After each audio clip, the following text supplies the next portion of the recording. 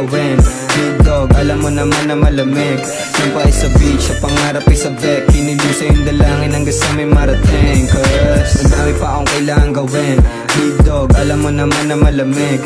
Yung pa ay sa beach, sa pangarap ay sa back. Kinilusa yung dalangin hanggang sa may marating. Cause sa alsada makikita buong click. Natural yung angas, di na kailangan na blink. Good shit, they wanna stop my dick. Yung galaw ay malupet, kaya ka naiinis. Baby, di ko kasalanan. So what's up mga katoto, nandito tayo ngayon para i-review natin itong wireless microphone. I purchased this item from Temu. Hindi abot siya na 800 plus, parang 730 na yata na place ko yung order na to.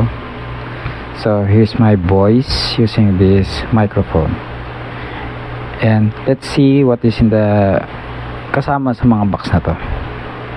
Actually there's 2 mic na ito yung extra, and then dito nakalagay yung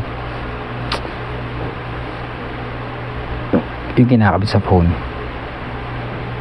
parang adapter nya.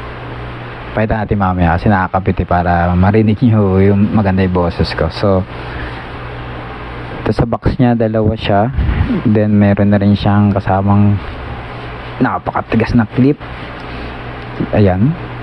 And then sa microphone na to meron din siyang parang magnet.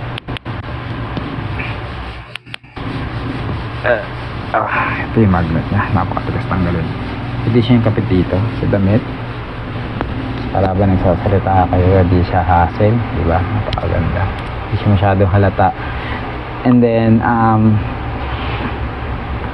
sa box na so may kasama na siyang cable for charger, type C. Dito sa likod ito yung type C. Model nito Q81 model.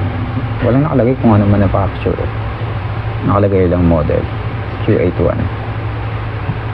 So ito yung boses ko using this microphone. Then let's say different without microphone.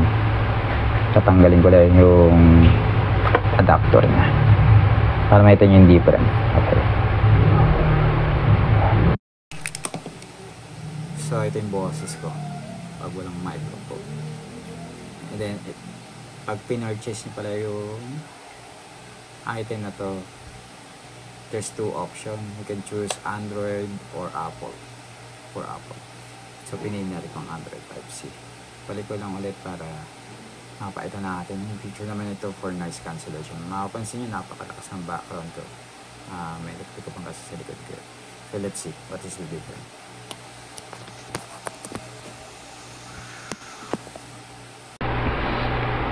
So ayan na, kinabit ko na ulit. Medyo lumakas yung boses ko after nyan. Then there's an noise cancellation of this mic. Pakita ko sa inyo. So you will see there's a blue indicator after me pressing this power button. Nakikita yung activate na siya. So all you have to do, just press again this power button. Nakita nyo, nagpula. So there's a red indicator, mean to say the noise cancellation was already activated, sir. Here's my voice. See?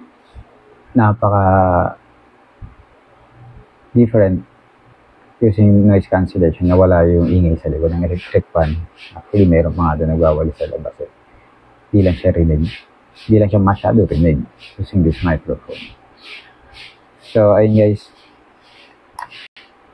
Bagay na bagay ito sa mga newbie sa pagpa-vlog. Can purchase this one by Temu. This is cheaper price rather than to the other wireless microphone. Bagay na bagay sa inyo ito. So ayun, salamat guys sa panonood. Please subscribe to my channel for other features. Okay? See you again for my next upload. Bye.